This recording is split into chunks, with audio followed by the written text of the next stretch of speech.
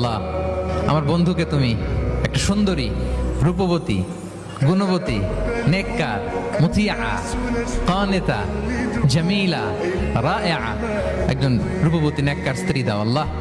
কতদিন ধরে তার বিয়েটা ঝুলে আছে, আল্লাহ তুমি ব্যবস্থা করে দাও, সুন্দরী নেককার আল্লাহওয়ালা।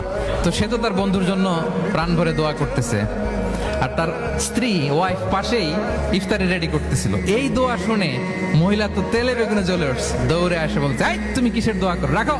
সে বেচারা মোনাজাতের মধ্যে তো ভরকে গেছে, ভয় বলে কি হইলো, আমি তো দোয়া করতেছি আমার বন্ধুর জন্য। তো মহিলা বলে, তুমি কি মনে করছো আমি হাদিসটা জানি না? অন্যের জন্য কোনো ভালো দোয়া করলে আগে যেটা নিজের জন্য কবুল হয়, তুমি মনে করছো আমি জানি না? তুমি ভাবছো হাদিস শুধু তুমি একা জানো, আমি জানি না? না, কি সব দোয়া করো এগুলা? আল্লাহু আকবার, আল্লাহ রহম করুক।